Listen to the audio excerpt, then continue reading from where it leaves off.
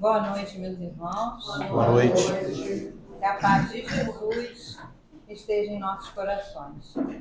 Mais uma vez estamos aqui, para estudarmos o Evangelho de Jesus na nossa reunião pública de terça-feira.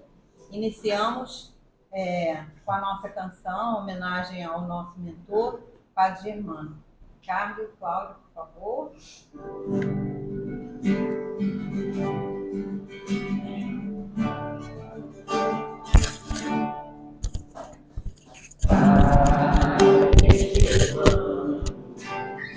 Olhai por nós, dai-nos a bênção do Senhor.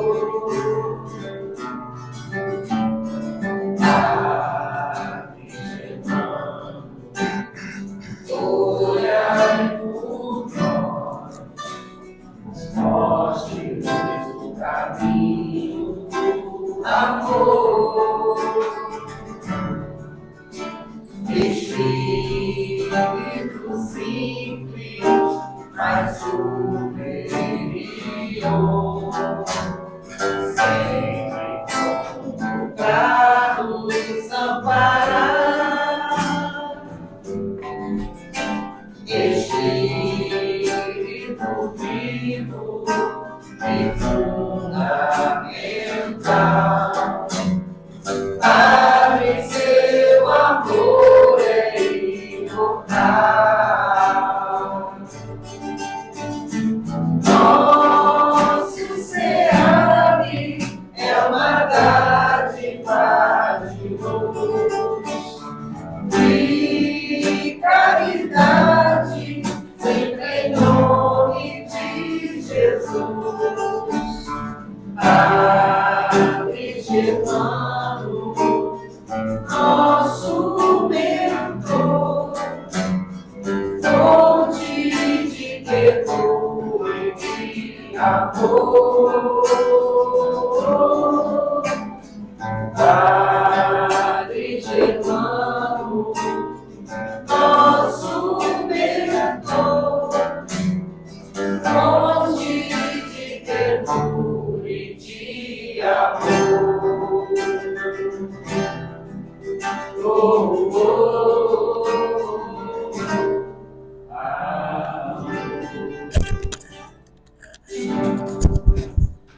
Obrigada, meninos. Vamos agora fazer uma página de abertura para harmonizarmos o ambiente do livro Episódios Diários, pelo espírito de Joana de Ângeles, recebido pelo nosso querido Divaldo Franco.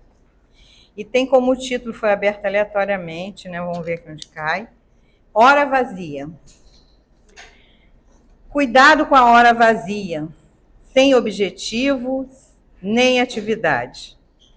Nesse espaço, a mente engendra mecanismos de evasão e delira. Cabeça ociosa é perigo à vista. Mãos desocupadas facultam o desequilíbrio que se instala. Grandes males são maquinados quando se dispõe de espaço mental em aberto. Se por alguma circunstância surge-te uma hora vazia, preencha com uma leitura salutar, ou uma conversação positiva, ou um trabalho que aguarda oportunidade para execução, ou uma ação que te proporcione prazer.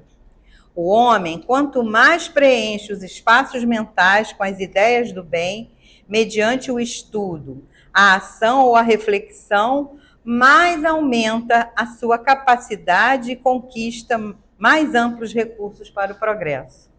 Estabelece um programa de realizações e visitas para os teus intervalos mentais. As tuas horas vazias e te enriquecerás de desconhecidos tesouros de alegria e paz. Hora vazia, nunca. Bom, isso aqui é um grande alerta, nossa querida Joana, que tanto nos alertou, que seria o século das doenças mentais, E realmente elas sempre existiram, Só que agora a gente vê, a internet mostra, Então, nós temos que fazer alguma coisa por isso. Porque, em muitos casos, nós somos responsáveis por acentuar, né, alguns problemas. E essa hora vazia que ele fala é a hora que não se produz nada. É o tempo inútil, né, que desperdiçamos enquanto tanta coisa, né, poderia ser feita. Né?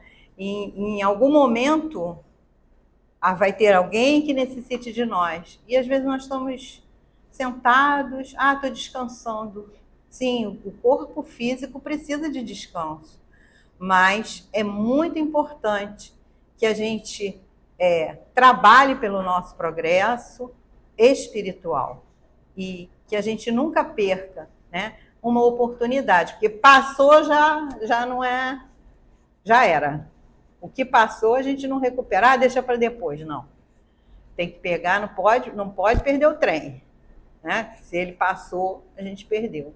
Então vamos nos preocuparmos sim em fazermos o que for melhor para nós e para toda a humanidade. Porque quando a gente se melhora, em volta de nós tudo se melhora. Fica aí a mensagem, né, da nossa querida Joana. E vamos nos preocupar sim com essa hora vazia. Façamos agora a nossa prece, né, nesse momento. Elevemos o nosso pensamento ao alto, pedindo a Deus, nosso Pai Criador, a Jesus, nosso Mestre querido, a Germano, mentor espiritual desta casa, e toda a sua falange de trabalhadores que estejam aqui conosco neste momento, nos sustentando, nos auxiliando e trazendo para nós aquilo que precisamos neste momento.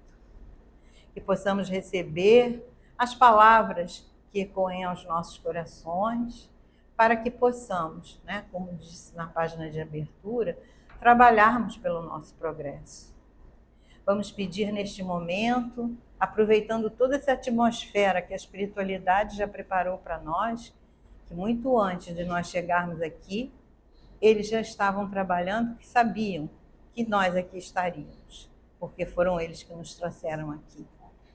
Então, que possamos aproveitar esses fluidos benéficos, que possamos aproveitar a energia através do passe. Pedimos à equipe responsável pela fluidificação das águas, que coloque ali em cada garrafinha a continuidade dos tratamentos dos nossos irmãos que a trouxeram. Pedimos por todos os nomes que foram colocados nas caixinhas. Pedimos por todos aqueles que nós estamos na mente, no coração. Irmãos que precisam de ajuda. Que a espiritualidade possa selecionar, né, os atendimentos desta noite. Que possamos também vibrarmos pelo ambiente.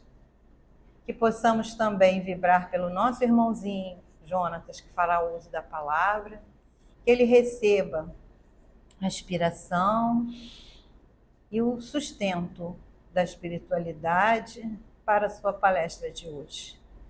Pedimos também por todos aqueles irmãos cujos nomes foram colocados ali, desencarnados, que esses irmãozinhos também precisam das nossas vibrações amorosas. Aqueles que foram trazidos para assistir a palestra, que sejam bem-vindos. E assim, então, pedimos a permissão para dar início aos estudos desta noite. Que assim seja, graças a Deus. Bom, e hoje recebemos o pai, agora vamos receber o filho. Nossa, que queda, hein? É? Que queda não, é qualidade, família de qualidade, é top, que isso? Tá? Seja bem-vindo à nossa casa, agradecemos, né, por você estar aqui mais uma vez. Tem alguém que está vindo hoje pela primeira vez? Hoje não, todo mundo já, velhos conhecidos e amigos. À vontade, a casa é sua. Nós que agradecemos, eu que agradeço, Rosa, agradeço a você, Gilvan, Ivana, todos os queridos companheiros da casa que insistem em me receber aqui, né? Em exercitar a paciência, a tolerância, em fazer algumas reflexões, né? Porque eu não sou um palestrante, eu não sou um expositor. Na verdade, talvez um expositor, porque eu estou expondo algumas ideias, mas palestrante, orador não. Eu brinco que eu sou um conversador, gosto de conversar, né? E aí a gente faz algumas reflexões em cima de algumas coisas que a gente lê, escuta ao longo do tempo, sobre a doutrina espírita, sobre a percepção de vida, de mundo, a partir dos conceitos absorvidos pelo meu pai, pela minha mãe, através do direcionamento deles, mas sobre as reflexões vivenciadas, né, ao longo do tempo. E isso eu acho que vale para todos nós. E o assunto proposto para a noite de hoje, até apresentado para a Giovana ontem, é um capítulo que para mim tem total relação com a existência humana no âmbito, no contexto do mundo em que a gente vive, né? Materialmente falando, espiritualmente falando, moralmente falando, que é o planeta Terra.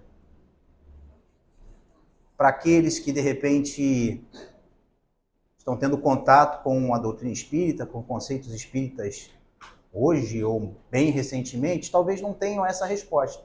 Mas como eu falei, Rosa, eu sou um conversador, vou dar oportunidade para aqueles que já estão caminhando na doutrina há um pouco de mais tempo, e eu vou perguntar para vocês, quando a gente pensa em Terra, que definição ou que contexto a gente tem para o planeta em que a gente habita? O planeta Terra é considerado como um mundo de quê?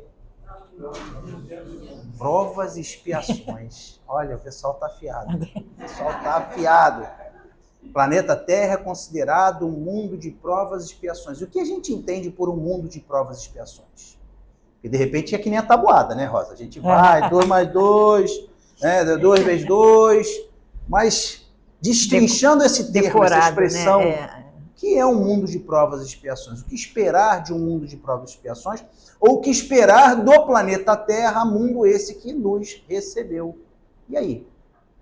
Falei para vocês, eu não sou orador, não sou palestrante, eu vim aqui só para falar. A gente veio para conversar, para refletir sobre a nossa percepção de mundo, para entender o capítulo. Vocês estão curiosos para saber qual é o capítulo, né? É o capítulo 5 do Evangelho segundo o Espiritismo,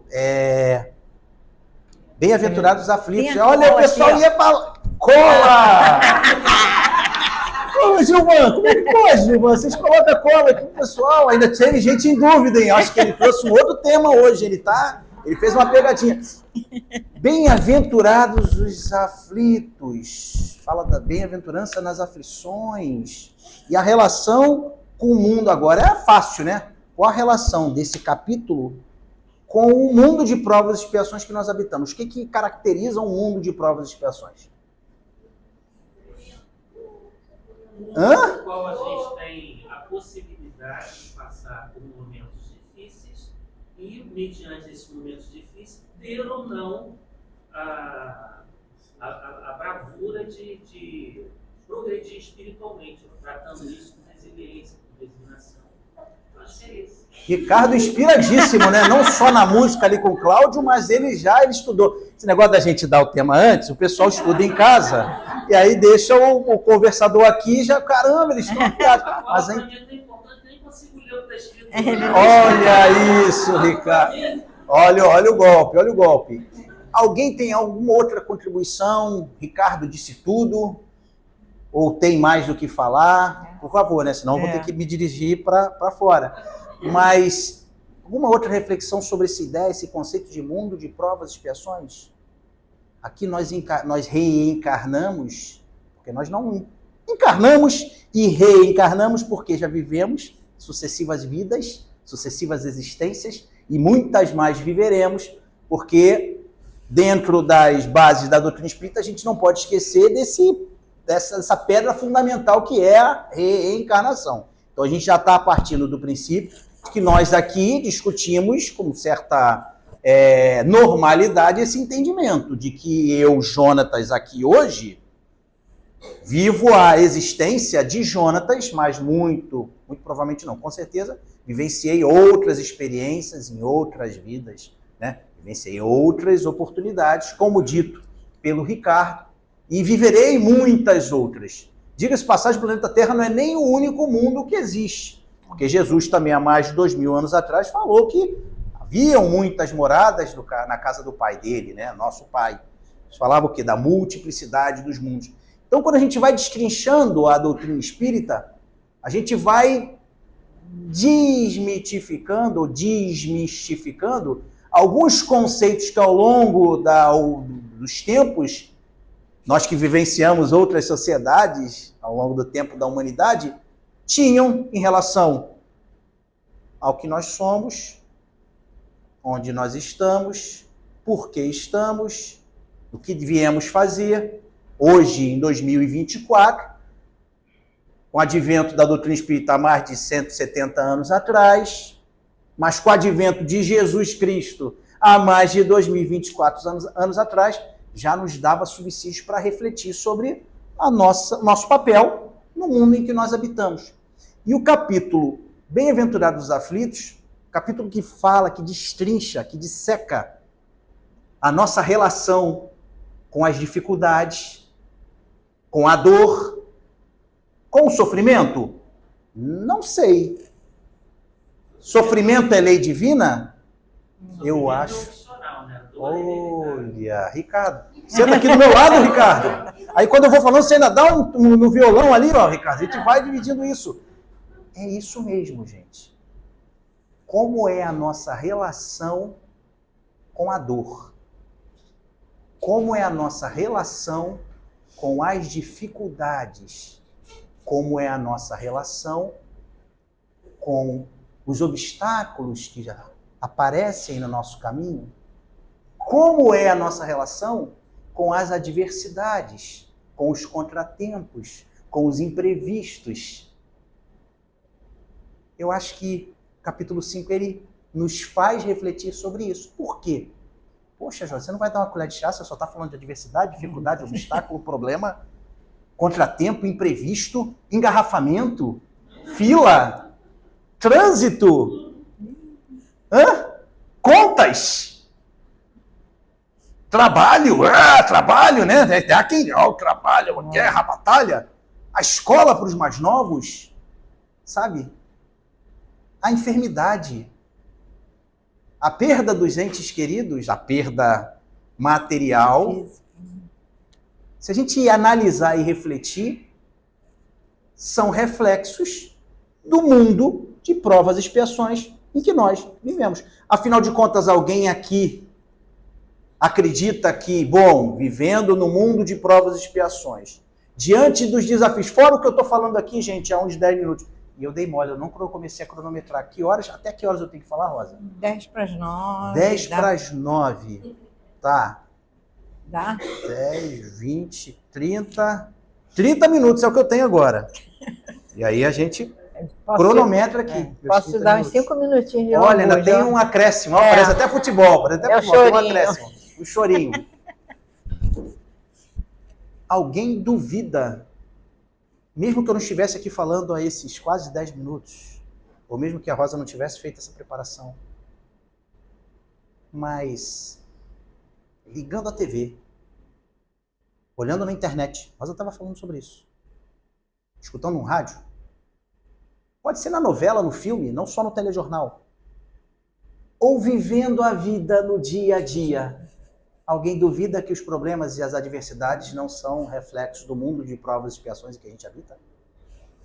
Com certeza. Eu não estou dizendo que não existe um refrigério, eu não estou dizendo que não existem momentos de alegria, eu não estou dizendo que a gente não pode buscar ser feliz, mesmo que na sua totalidade, na sua potência, essa felicidade que a gente imagina, que é o foco, o objetivo de existir, mas que Jesus, há mais de 2024 anos atrás, disse que a felicidade não era desse mundo, ele disse que era para a gente ser feliz. Ele só dizia que essa busca insana nossa por deixar de viver o presente para vislumbrar uma felicidade que está lá na frente e que no final das contas é uma felicidade muitas das vezes da mundana, ou o carro, ou a casa, ou a roupa, ou o tênis, ou a promoção, ou a viagem. E eu esqueço de observar as oportunidades diárias de ser mais feliz, ou mais alegre, ou mais grato, sabe? Aqui e agora, nas pequenas coisas. E que talvez as grandes coisas, as coisas que, na verdade, estão sendo vividas pelo meu vizinho, ou na TV, ou, sabe? que não estão ao meu alcance me tornam mais infeliz. Porque a gente não está observando e atentando para alguns dos conselhos passados por Jesus há muito tempo atrás e por tantos outros.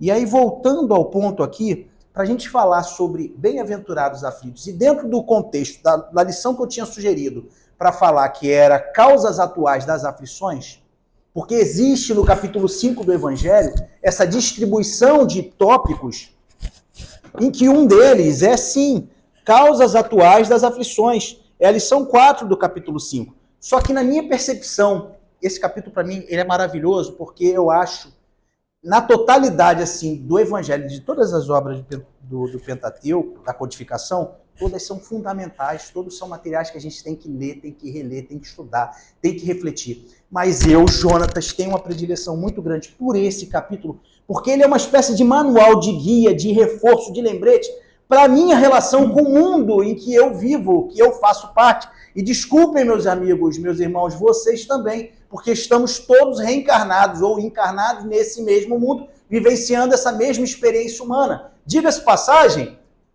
o mundo é tão pequeno, é enorme, mas é tão pequeno, que estamos, cada um de nós, missionários das nossas jornadas individuais rumo ao progresso, nesse mundo de provas e expiações, mas estamos aqui nos encontrando numa terça-feira no Aprendiz do Bem, sabe? E a gente começa a ver a similaridade. Porque apesar de termos, se refletirmos, motivos sim, para nos orgulharmos por sermos satisfeitos com alguns aspectos da nossa vida, por sermos felizes com as pequenas conquistas, temos muitos desafios, temos muitos obstáculos, muitas coisas saem do nosso controle, porque o controle não está nas nossas mãos. Nós não temos o poder, nós não temos a autoridade moral para esperar ter controle sobre tudo nessa existência. Afinal de contas, se a gente olha para dentro, não é para o lado, não é para o vizinho, não é para a casa, né?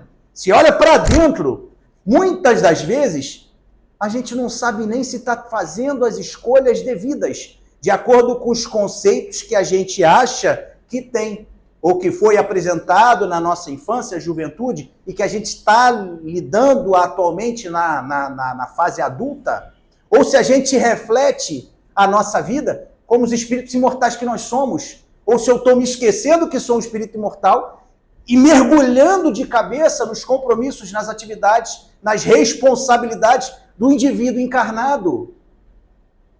E aí o capítulo 5 de Bem-aventurados aflitos, dentro da lição Causas atuais das aflições, me passa a ideia para os iniciados ou para os que estão ainda debruçando num primeiro momento dentro da doutrina espírita, de que, calma aí, se tem uma lição chamada Causas atuais das aflições,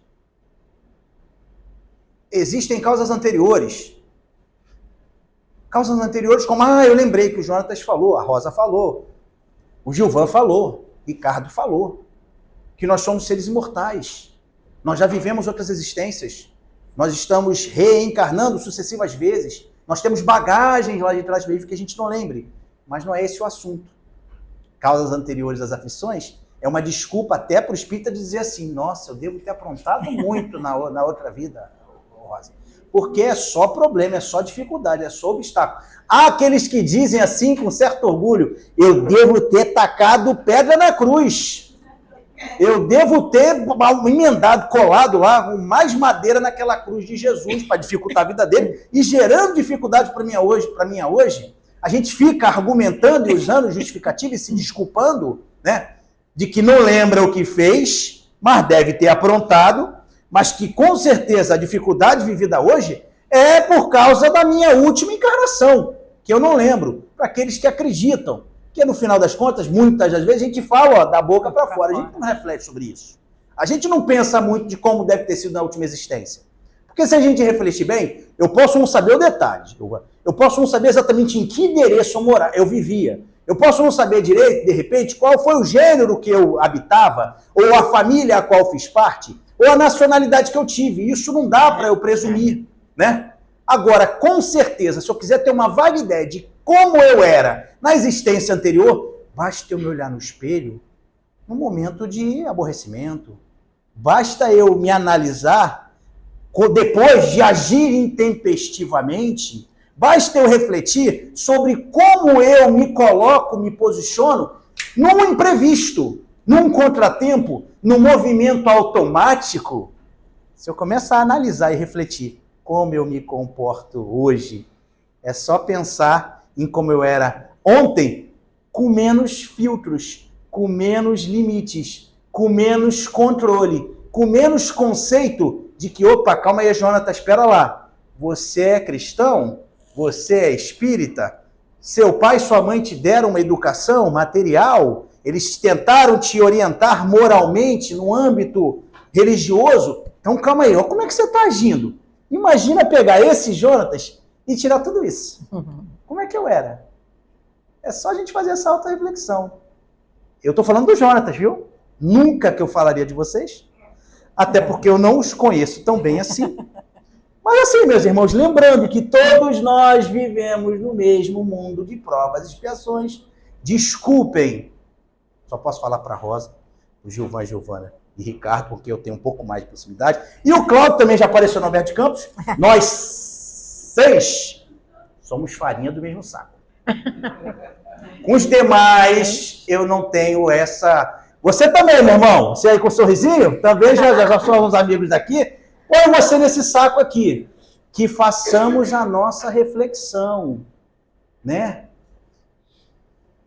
Só que aí, Jonatas, você está dizendo para mim, e você acabou entrando muito no passado. Tudo que a gente vive de dificuldade, de problema, de aborrecimento, de contratempo, de imprevisto, é da minha última encarnação? Se eu chego aqui em cima da hora, em cima do laço, esbaforido, só dá tempo de fazer hoje, perdi o café. O café daqui é aquele quando eu chego, e olha que me ofereceram, hein, gente? Não foi por falta de oferecimento, não. Mas eu, dentro do meu juízo, entendi que estando eu em cima da hora, eu podia me dar o luxo. Não, você pode, se quiser tomar um café, você pode. Tem até um... Não. Disciplina, né? Mas será que o meu chegar esbaforido em cima do laço, se eu voltar alguns minutos atrás, sei lá, um pacote de minutos, sei lá, e tentar, ao término do meu expediente no trabalho, não hesitar, não demorar, sair no horário, chegar em casa, pegar o carro e vir direitinho, será que não dá para ser administrado? Será que, de repente, naquele almoço de domingo, aquela belíssima feijoada, aquele belíssimo macarrão com frango, em que eu comi, sei lá, 3 pratos, só para entrada. E aí, para quem gosta, aquela cervejada, mas não é aquele copo de cerveja, não. É aquela fábrica, Ambev, sabe? E aí eu como muito doce, e aí eu como muita gordura, muita fritura. Na verdade, eu como tudo muito em excesso. E aí, naquele final de domingo, que eu tô com aquela dor de cabeça absurda, na segunda-feira tem reunião, 8 horas da manhã, em que eu tô com aquela azia, aquela má digestão, sabe? Em que eu tô começando a negociar, que eu tô começando a orar bem antecipado, antes do Fantástico, pedindo para não desencarnar, prometendo que se eu sobreviver, eu me comporto mais na próxima oportunidade. Isso é culpa do Jonatas das Cavernas? Não. Será que quando eu corro numa situação, num ambiente movimentado, em que recomendam que a gente não corra, que eu esbarro em alguém, que eu derrubo alguém, que eu me acidento, que eu me machuco, que eu desencarno, a culpa é do Jonatas do passado? Será que naquele momento entre amigos, irmãos, esposos, pais, filhos, em que a gente ouve uma coisa que não gosta, que ela vem aqui e entra, né? Antigamente até, às vezes nessas horas é até bom, Rosa, aquela história de que entra por ouvido e sai pelo outro. Às vezes é até bom, porque quando ele entra, que bate aqui, começa a bater, a tua cabeça já começa a doer, ele vai descendo, a garganta começa a doer. Aí vai descendo, aí você começa a ficar com uma queimação complicada. E ele vai descendo, tem uma hora que você tem que correr, às vezes, até pro banheiro, porque aquilo que você escutou tá te aborrecendo, tá te deixando muito mal, só que você é muito importante. E a sua opinião, ela é a opinião a mais importante do mundo. E que, na verdade, a última palavra tem que ser sua. E que se você pensar bem, essa frase ninguém nunca escutou, hein, gente? Eu sou assim mesmo.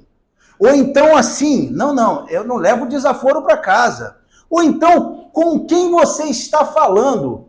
E aí aquilo que está assim, sabe? Vem o Jonatas de ontem, mas hoje, e faz aquele escarcéu. E aí é briga, é separação, sabe? O que a gente possa imaginar. A culpa é da minha última encarnação? Quantos problemas a gente não conseguiria evitar na existência atual se antes de agir para aquele automatismo que alguns minutos eu comentei, que me lembra o Jonatas de ontem, eu refletisse. Eu lembrasse que eu não sou a última bolacha do pacote. Eu refletisse no ponto de que, não, o direito que o Ricardo tem de se expor, de expor a opinião dele, que eu exijo que tenha, ele também tem. O direito do Cláudio de estar num mau dia e não tá para brincadeira, que eu exijo que me respeitem, ele também tem. Que a opinião, que a filosofia, que a ideologia, que a fé, que a crença da Rosa, que eu exijo que respeitem em mim, ela também tem. E de que nós somos seres, sim, espíritos individuais, de certa forma. Nós fomos criados, nós não fazemos parte de um todo, somos todos filhos do mesmo Criador, fomos criados, passamos pelo mesmo processo, mas somos espíritos, seres inteligentes, com a capacidade de pensar, de fazer escolhas e responder por essas escolhas, mas que não vivemos nesse mundo de provas e expiações em que tem seres tão imperfeitos quanto eu vivendo no mesmo ambiente, que a gente tem que aprender a viver da melhor forma possível, uns com os outros.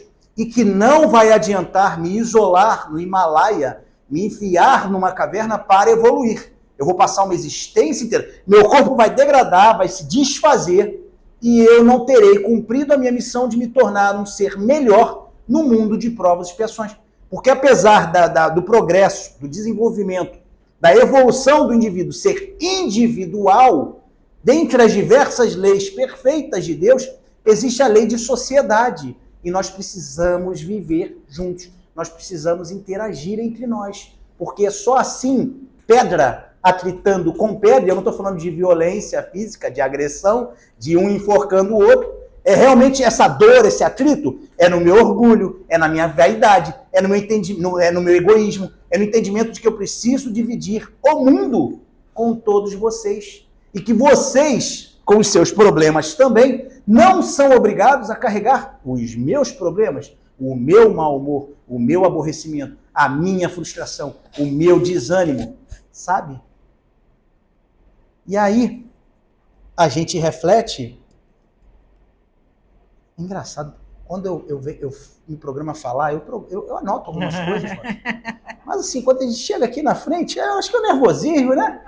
A gente vai por um contexto. Eu ia falar um negócio aqui que não tem nada a ver mais com o que eu falei há quase meia hora, porque eu ia falar que antes da gente falar de causas atuais das aflições, a gente precisava falar de justiça divina, ou melhor, justiça das aflições, que elas são 3 desse capítulo.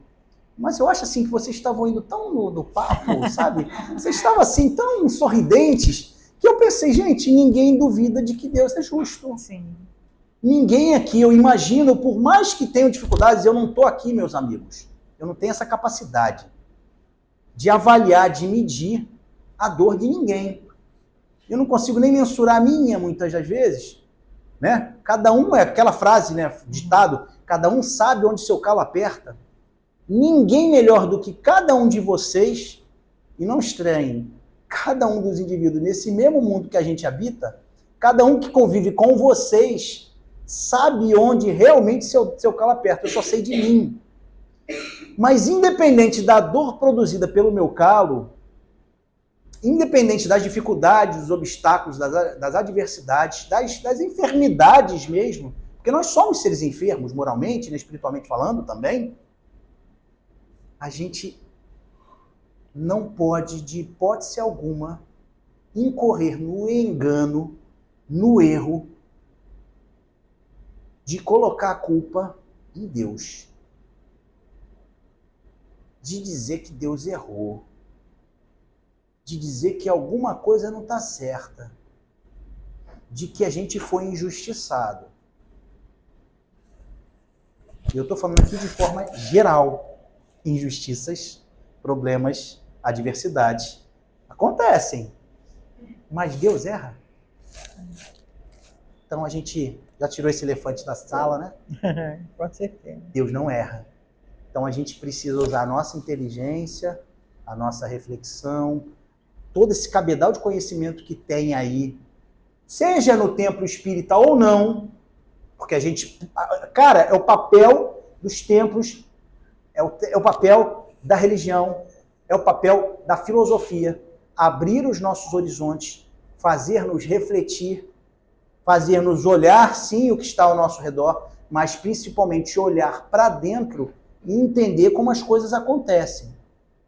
E mesmo quando a gente não entende, eu coloco muito isso nas minhas orações, mesmo quando eu não entenda, porque a gente não tem condições ainda, eu não tenho capacidade para conhecer e entender tudo, mas que de hipótese alguma eu coloque em dúvida em mim, no meu coração, no meu pensamento, de que algo que está acontecendo comigo não deveria acontecer.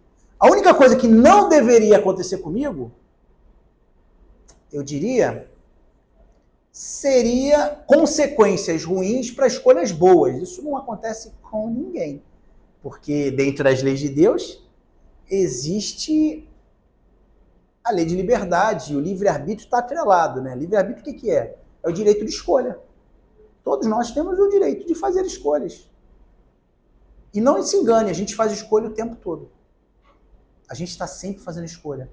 E a gente está fazendo escolha há mais tempo do que a gente acha que faz. Se a gente pensar assim, até onde a nossa memória consiga chegar, na nossa fase mais infantil, encarnado, nessa existência mesmo, quando a gente era bem pequenininho, mas já começava a ter uma fagulha ali de pensamento, começava a se comunicar um pouquinho, a gente já escolhia. A gente já optava em ficar quietinho ou berrar para o mundo inteiro ouvir se algo estava incomodando. E logo depois a gente já começa a fazer a pirraça, né? É verdade. E quando começa a aprender a falar, gente, independente do idioma, tem uma palavra de 3 letras que a gente fala como ninguém, quando é bem pequenininho. Quem tem criança sabe. O que é?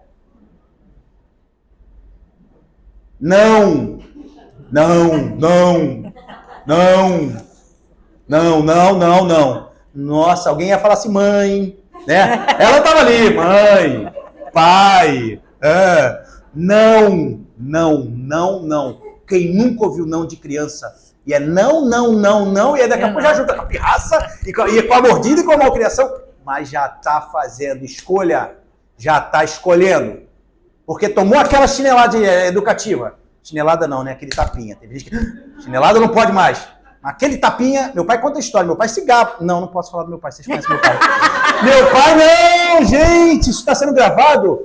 Rapaz, meu pai não. O pai de um amigo meu se gabava dizendo que em torno da... Eu não. Esse meu amigo tem uma irmã mais velha. E quando ela tinha por volta de 6 meses, 8 meses mais ou menos, 8 meses, ou talvez 1 ano, bem pequenininha, fez uma malcriação, mais uma pirraça, mais uma coisa assim que, sabe, que o pai desse amigo, quase o ato falho, deu-lhe um tapinha assim, tá, aquele tapa assim, sabe, na criança. Foi o primeiro contato dela com um tapa, uma coisa diferente. Ela travou. Sabe? E ela parou de fazer. Tem uma outra história desse pai do amigo meu, da sobrinha, ele mais novo, solteiro ainda, em que ele estava meio que tomando conta de uma sobrinha, em que ela, alguma coisa assim, também pequena e tal, caiu e aí começou. Já era um pouquinho maiorzinha, dava para levar... sabe, se sacudindo, fazendo uma coisa. Esse pai do meu amigo ficou olhando. Eu diria assim, dentre as virtudes, qualidades, defeitos, ele parece um cara paciente. Ele não foi lá correr, acudir, não. ele deixou ela espernear, se esgoelar, até a hora que ela percebeu que se ela não levantasse e não fizesse outra coisa, ninguém ia acudi-la, porque estava só ela e esse tio. Daqui a pouco tem hora que ela... Daqui a pouco ela olhou assim mesmo, percebeu, tipo assim, você não vai fazer nada. Não. Ela devia estar acostumada com, meu Deus, é criança, sabe? Levantou, meio sem graça, e sei lá, vai fazer outra coisa. Claro. Então isso é para dar um exemplo para vocês, gente, que a gente faz escolhas. Quando a gente começa a experimentar as coisas, né, Rosa? Você chegava assim na sorveteria, o que você quer, chocolate ou morango? Na minha época, por exemplo, hoje não, se levar a criança para sorveteria é complicado, porque tem sorvete sei lá, de hambúrguer com batata frita. Mas na minha época de criança, escolhia assim, sei lá, no máximo uns 10 sabores, quando muito, né? Dependendo da sorveteria. Às vezes era coco e coco. Você quer o coco mole ou o coco duro? É mais ou menos isso. No máximo. Mas a gente já fazia escolha. Eu quero o chocolate ou o coco mole. Ou o coco duro, que demora mais a derreter, ele demora um pouco mais.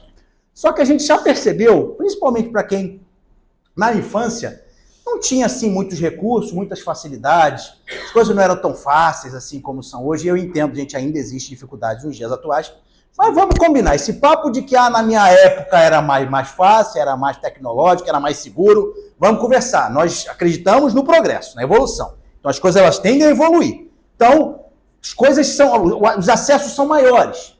Mas já notaram que quando a gente escolhia o sorvete de morango e o pai, a mãe, a avó, o tio só tinha dinheiro para comprar uma bola de sorvete, você tinha que fazer a escolha mais perfeita do mundo, porque a gente, além de ser imperfeito no mundo de provas e expiações, a gente, na época de criança, a gente era bem invejoso, né? Então, assim, a minha bola de sorvete tinha que ser, além de maior, ela tinha que ser mais gostosa do que a da minha irmã, por exemplo, ou dos meus primos. E eu tenho certeza, gente, até porque pelo menos nós 7 aqui, nós somos farinha do mesmo saco, Gilvan também devia ficar, não, meu sorvete de morango tem que ser o melhor sorvete de morango do mundo. Só que quando a gente fazia a escolha pela aquela única bola de sorvete, qual era, assim, a regra sagrada, Rosa?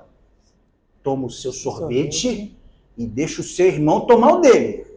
A gente fica assim, não, deixa eu dar uma deixa eu provar. Não. E aí, quando não era assim, a gente esganado, toma um sorvete rapidinho, sabe? Aquela coisa louca, não sente nem o gosto. Aí daqui a pouco vê o irmão, pô, o sorvete dele, como é que pode? O sorvete dele ainda tá lá e você, sabe? A vida é feita de escolhas. E aí até a gente aprendeu desde muito cedo que mesmo para qualquer escolha que a gente faça, tem consequências. Quando eu só posso escolher uma bola de sorvete, eu escolho morango. Hoje, aqui nesse momento, nessa hora, eu não vou poder desfrutar do sabor de chocolate. E aumentando isso exponencialmente, sabe, na grandeza extremamente proporcional para qualquer escolha da existência, do espírito, do ser inteligente que nós somos, que como o próprio Jesus disse, que na sua potência, né, a criação divina, nós somos criações de Deus. Ele falava, sois deuses, o que eu faço, vós também fareis, e muito mais. As nossas escolhas geram consequências. As nossas decisões geram consequências. Os nossos pensamentos, a nossa fala, as nossas atitudes geram consequências. Então, essa lição sobre bem-aventurados, causas atuais das aflições, está muito relacionado às escolhas que eu faço, ou melhor, não as escolhas que eu fiz ontem, que eu não lembro. Há muitas das escolhas que eu faço hoje. Do que eu estou vivendo? A lição falava sobre isso. Como é que eu uso o meu tempo? O tempo estando encarnado é tão curto, né? Tão rápido. Ele passa... Um dia desse, gente, eu era garoto. Eu estou com 44 anos. Mais curioso que quando eu olho para mim mesmo, quando eu faço a minha autorreflexão, eu não me sinto um cara de 44 anos. E vocês devem fazer essa mesma reflexão de vocês. Até porque quando eu era criança, e cada um dentro da sua geração vai pensar nisso. Um cara de 44 anos era velho pra caramba. E eu fico assim, gente... Só que assim, atualmente, realmente, muitos colegas de trabalho eu tenho minha parceira de trabalho, podia ser minha filha. É surreal. Porque o tempo material, o tempo humano, ele passa muito rápido. E olha mais uma vantagem do tempo passar e de se desenvolver e as coisas evoluírem. A longevidade material, sabe? A qualidade de vida, se bem desenvolvido, e claro, apesar dos percalços, da dificuldade, aos 44 anos a coluna já dói, é lombar, sabe? Eu precisei entrar na academia porque passei metade da existência. Se me for concedido mais tempo, na teoria, fazendo escolhas equivocadas, não trabalhando, não preparando o meu corpo para o envelhecimento. E eu estou sentindo impacto agora. E são escolhas o tempo todo. Há muito tempo atrás, nossa época, caramba, Jonas, se me vissem, sei lá, uns 10 anos atrás, caramba, você tá bem, você emagreceu pra caramba, cara, o que vai estar fazendo dieta? Tô fazendo. Pô, que legal, que escola bacana. Não, gente, estava tratando uma gastrite. Sério? E em 3 meses perdi 10 quilos.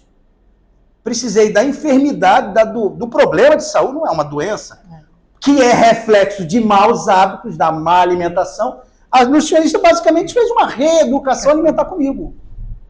E o que mudou? Porque vocês estão vendo que o Jonas está acima do peso, né? Você estava se gabando aí de 10 quilos a menos há 10 anos atrás. Eu melhorei do estômago e eu voltei a relaxar. Só que agora é o joelho, são as costas, sabe? Estão me fazendo refletir. Isso vale para cada um de vocês, porque nós vivemos à base de escolhas. E para cada uma das nossas escolhas, na lei de Deus, temos consequências. Porque a lei de liberdade é uma lei, mas é a lei de ação e reação, causa e efeito, extremamente ligada a esse capítulo, Bem-aventurados aflitos, causas atuais das aflições. Meus irmãos, se a gente observar, a gente não pode mais... A gente culpava, né? Mas a doutrina espírita me dá uma percepção diferente. Eu não culpo mais, não. Eu responsabilizo. Só que eu não terceirizo essa responsabilidade. A responsabilidade pelas minhas dificuldades, no geral, ela é minha. Se não for de ontem, que eu não lembro, eu não me lembro aonde na literatura espírita, mas papo de 70% a 80% dos problemas vividos hoje são gerados hoje. Os meus problemas de saúde, as dificuldades que eu tenho, eu me usei como exemplo, são reflexos de ao longo desses 44 anos vivenciados. Tá bom, vamos tirar aí no início da infância, mas depois de um pouco mais de juízo, aquele garoto, aquela criança preguiçosa que não queria fazer nada, ou aquele adolescente que era acomodado, que vivia direto em casa, TV, videogame, e não fazia atividade, não gostava, não se desenvolveu. E aquele jovem que iniciou numa musculação ou numa natação ao longo do tempo, mas desistia porque não gosta, sabe?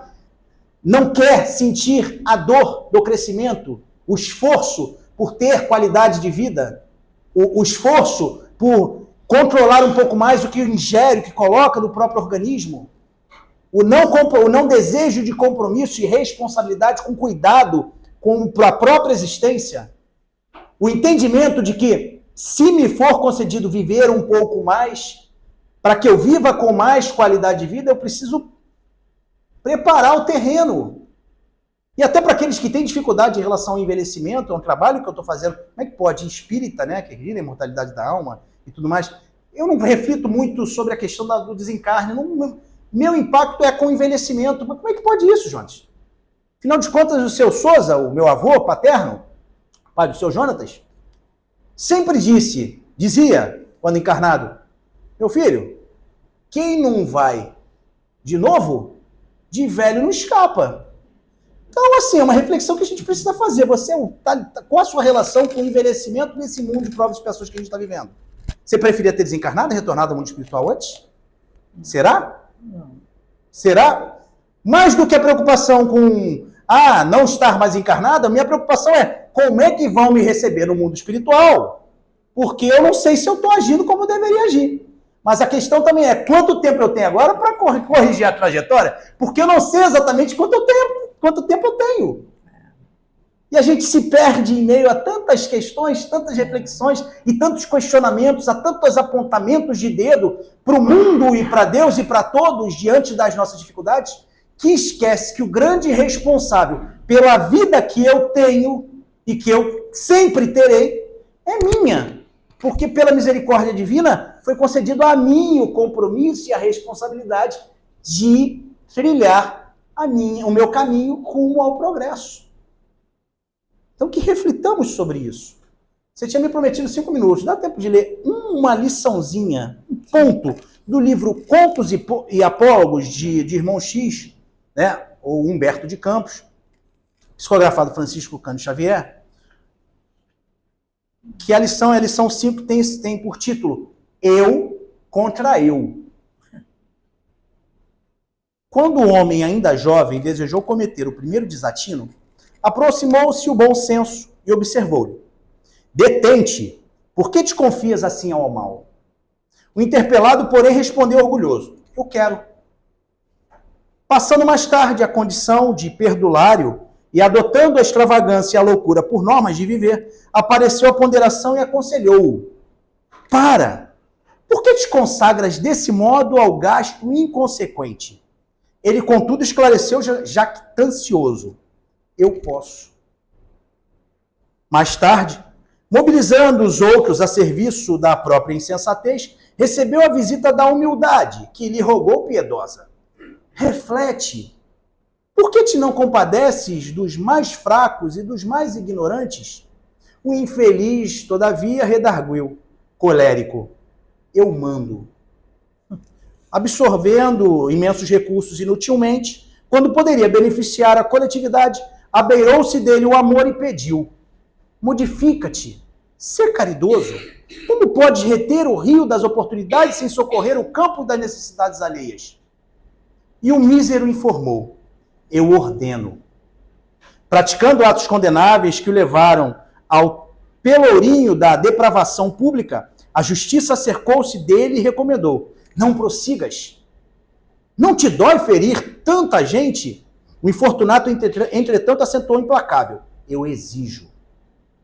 E assim viveu o homem, acreditando-se o centro do universo, reclamando, oprimindo e dominando, sem ouvir as sugestões das virtudes que iluminam a terra, até que um dia a morte o procurou e lhe impôs a entrega do corpo físico. O desditoso entendeu a gravidade do acontecimento, prosternou-se diante dela e considerou: morte, por que me buscas? Eu quero, disse ela. Por que me constranges de aceitar-te? Gemeu triste. Eu posso, retrucou a visitante. Como podes atacar-me deste modo? Eu mando. Que poderes te movem? Eu ordeno. Defender-me-ei contra ti, clamou o homem desesperado. Duelarei e receberás a minha maldição. Mas a morte sorriu imperturbável e afirmou: eu exijo. E na luta do eu contra eu, conduziu-o à casa da verdade para maiores lições. E, meus irmãos, lições essas que todos nós tivemos e teremos quantas vezes forem necessárias. Reflitamos: o duelo, a disputa, a luta é contra mim mesmo. Mas não pensemos com pesar, com tristeza. Longe de mim, não era a intenção de Humberto de Campos deixar o clima pesado com essa mensagem.